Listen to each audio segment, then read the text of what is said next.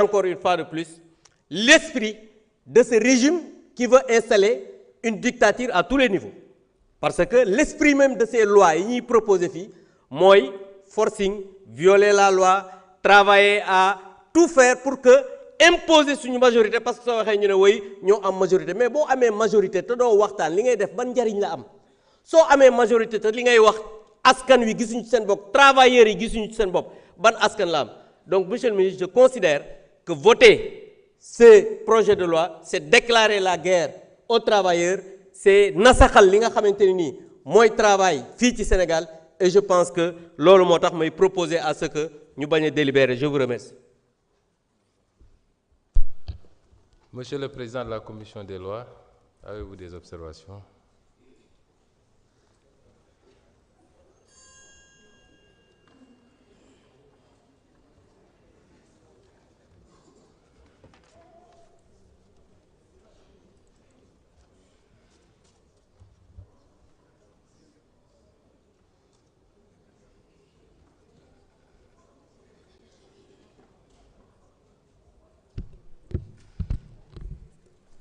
Je vous remercie, Monsieur le Président de l'Assemblée nationale, Monsieur le ministre de la fonction publique du Travail et de l'Emploi, Monsieur le ministre en charge des relations avec les institutions, chers collègues. Tout à l'heure, un collègue est venu ici invoquer l'article 83 pour demander à ce que l'Assemblée ne puisse délibérer. Je m'attendais à ce qu'on nous donne des arguments valable pouvant aider l'Assemblée dans ce sens wolof nag dani koy lab ci géej bu ñu ko tàllalee jaasi dina ca langaamu mais du ma la tàllal jaasi bu fee laa kii laa lay benn buwee laa lay sànni pour nga langaamu ci. Monsieur le Président dafa am ay di am habitude les travaux en commission dañuy éclipsé wu mais quand les caméras sont là ils veulent s'ériger en star et en donneur. Je pense que ce n'est pas du tout exemplaire pour un député en tant que représentant du peuple sénégalais, autorité de la représentation nationale. Quand c'est sérieux, ce n'est pas seulement la plénière, c'est les travaux en commission où effectivement on discute de tout afin d'améliorer qualitativement et quantitativement le texte. Alors, Monsieur le Président, moi je voudrais formuler une demande. Conformément à l'article 84 du règlement intérieur. Mais auparavant, vous me permettrez, Monsieur le Président, de faire un petit rappel. Parce que les gens parlent de coproduction pour essayer de l'assimiler à la concertation. Concertation et coproduction, c'est deux choses différentes. Je pense que les concertations ont eu à débuter, pour ce qui est de ces deux textes, les concertations ont eu à débuter depuis 2022. J'allais même dire en 2021 avec le comité d'évaluation de ces deux textes. Et je parle bien de 2021 et 2022.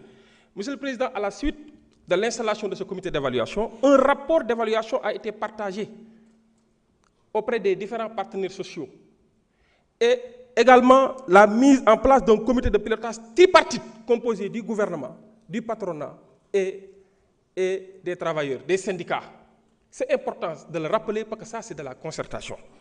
Alors, un autre comité a été mis en place.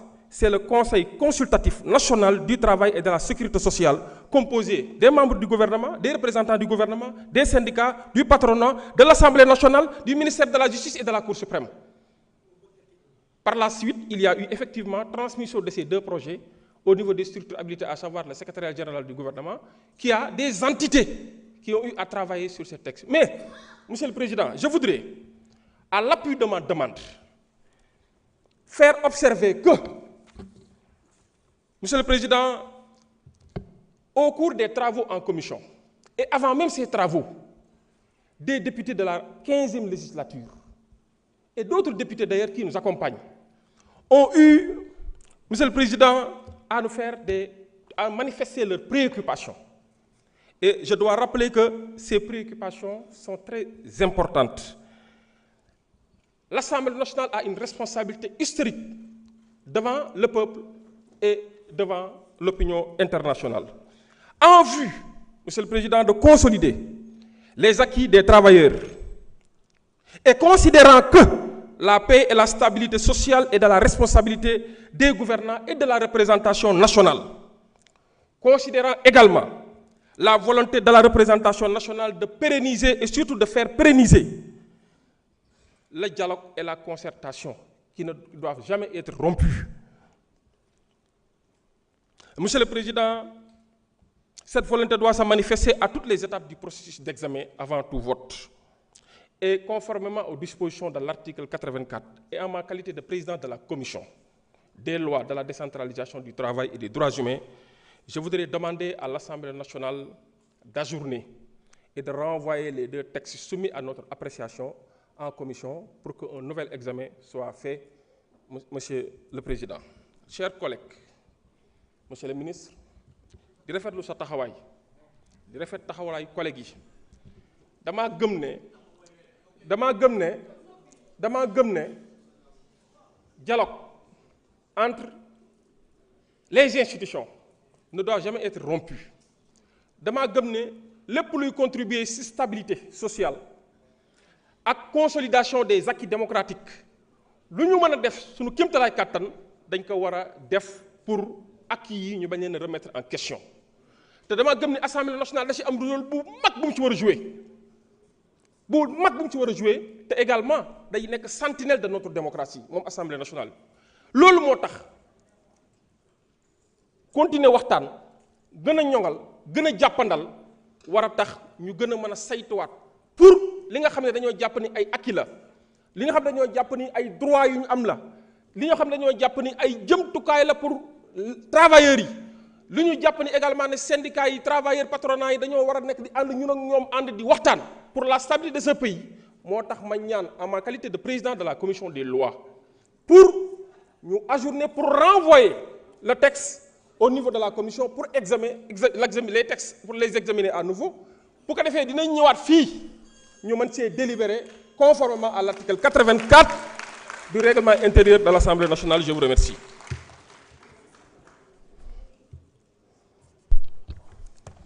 Monsieur le Président, je rappelle que si la demande émane du président de la commission, elle est de droit. L'Assemblée ne doit même pas délibérer. L'Assemblée ne délibère même pas. Je vous remercie. Vous n'avez pas la parole. Vous n'avez pas la parole. Monsieur le Président de la commission, nous avons écouté vos observations. Mais l'invocation de l'article 94 ne peut se faire que durant le déroulement des débats. Il ne peut pas se faire à cette étape de la procédure. En conséquence, nous allons examiner et vider la question préjudicielle. Et quand les débats seront ouverts, vous pourrez invoquer votre demande de renvoi en commission. Monsieur le Président de la commission ou Madame le rapporteur, avez-vous des observations par rapport à la question préjudicielle?